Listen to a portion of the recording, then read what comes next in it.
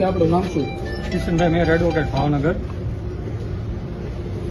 આજરોજ ભાવનગર જિલ્લાના કોળી સમાજના તમામ આગેવાનો અહીં મહુવા મામલતદાર કચેરી ખાતે જે બગદાણાના સરપંચના દિયર ઉપર જે હુમલો થયો તે માયાભાઈના પુત્ર દ્વારા પૂર્વ આયોજિત કાવતરું રચી જે બોરડાના સરપંચ છે તે પણ સ્થળ ઉપર હાજર હતા. બુટલેગરો જે માયાભાઈના દીકરાના મૂળ તો સાગરીતો છે તેના માણસો છે અને જે એની આખી ઘટના છે તે સંપૂર્ણ ઘટનામાં પૂર્વ આયોજિત કાવતરું છે. કારણ કે માયાભાઈના દીકરાએ પહેલા જ તે આ નવનીતભાઈને ફોન કરેલો, બોરડાના સરપંચે પણ એને પણ ફોન કર્યો.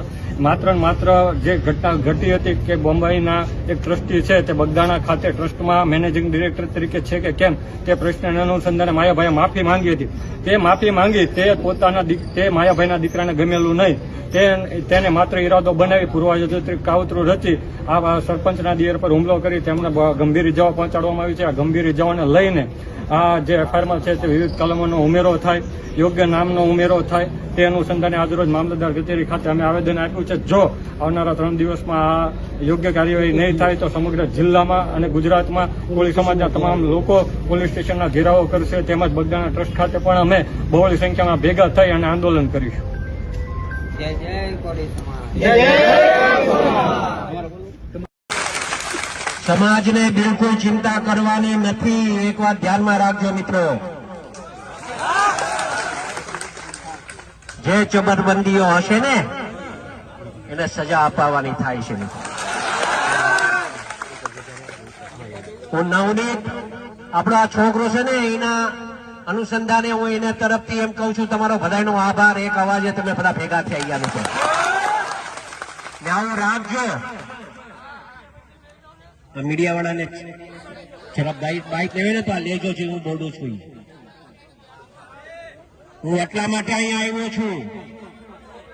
સાંભળજો, હું એટલા માટે અહીંયા આવ્યો છું કે ભવિષ્યમાં છે ને કોઈ કોળીનો ચાળો ન કરે ને એવું કરીને જવાનું છે. બહુ કોળી સમાજે સહન કર્યું છે. એક વાત સમજો, ગુજરાત ભરમાં કોળી જેટલા છે એટલાને વાત કરવા સંદેશો આપવા માંગુ છું. આમ મીડિયાના મારફતે હું કહેવા માંગુ છું મિત્રો, એક વાત સમજજો તમે બધા. કોળી સમાજ પર અન્યાય બિલકુલ સહન નહીં થાય. નવનીત એક જ એકલો નથી, આખો સમાજ એના હારે છે મિત્રો. એક વાત ધ્યાનમાં રાખજો. આવા જ્યાં જ્યાં બનાવવા બનશે ને હીરાલાલ સોલંકી સૌથી પહેલો ને આપે જ છે. એ ખાલી દેખાવો કરવા માટે નહીં હો, મારે દેખાવો નથી કરવો, મારે આ ભાષણ બી નહોતું કરવું, પણ સમાજ એટલો મોટો ભેગો થઈ ગયો ને તો કઈ કેવો મેં આવ્યો ત્યારે કીધું કે આપણે છે ને શાંતિથી આપણે આ પ્રદર્શન કરવાનું છે.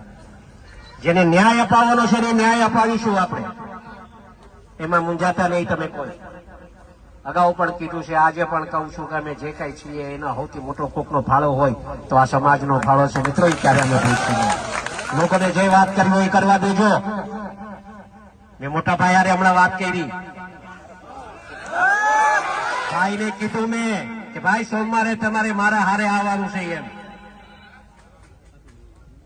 સોમવારે તમને મારા હારે આવવાનું છે.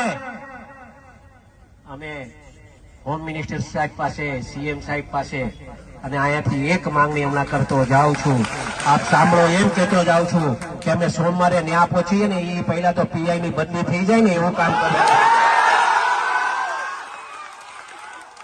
મારી રજૂઆત આ હશે, કેમ કે સાચી દિશાએ કામ નથી થતું ને એના માટે હું આ વાત કરું છું. આ મીડિયા સાંભળે એ રીતે વાત કરું છું અને એને સંપૂર્ણપણે ન્યાય મળે મિત્રો, એ દિશાએ આપણે કામ કરશું. સમાજ શાંતિ રાખજો, અમે બેઠા છે મિત્રો, મૂંઝાતા નહીં કોઈ. આખો સમાજ તમારા હારે છે. જો આ ગૌતમભાઈ અહીંયા છે, આરસીભાઈ અહીંયા છે, મનુભાઈ અહીંયા છે, પરસોત્તમભાઈ ત્યાં છે, શિવાભાઈ અહીંયા આવ્યા છે. આ બધા હારે જ છે. ત્યાં બધાને લઈ જઈશ, પકડીને લઈ જઈશ. એ મૂંઝાતા નહીં તમે. સમાજનો નો થાય ને એ કોઈનો નહીં. વાતને સમજ્યા? એટલે આપણે એ કામ આપણે પણ સાચું હશે એ કરવાનું થાય છે ને કરશું આપણે, એમાં મૂંઝાતા નહીં. તમે બધા આટલી મોટી સંખ્યામાં અહીંયા ઉપસ્થિત રહ્યા બદલ આપ સૌનો હું નવનીત વતી તમારો બધાનો આભાર માનું છું. એ છોકરો પાછો નીચે આવવા માંગતો હતો એ કે આટલો મોટો સમાજ ભેગો થયો છે ભાઈ, મારે એમનો આભાર માનવા આવવું છે. મેં કીધું બેટા તારી હાલત એવી છે, તું ન આવ, હું તારા વતી આભાર માની રહીશ. એટલે એના વતી તમારા બધાનો આભાર. પણ એક કહીશ, હંમેશા સમાજનું જયારે આવું કંઈક બને ને ત્યારે બધા એકત્રિત રહેજો. હો? કોઈના બીજા કોઈના હાથા ન બનતા, સમાજ હારે રહેજો. એટલું કહેવા આવ્યો છું. અને સમાજ હશે તો અમે છીએ, અમે છીએ તો સમાજ છે એવું નથી કહેવા આવ્યું. તમે છો તો અમે છીએ મિત્રો. આટલું રાખજો. તમે ખૂબ પ્રેમ આપ્યો છે ને એવી રીતે પ્રેમ મળતો રહે એ જ આશા સાથે માનું છું. જય જય કોળી સમાજ.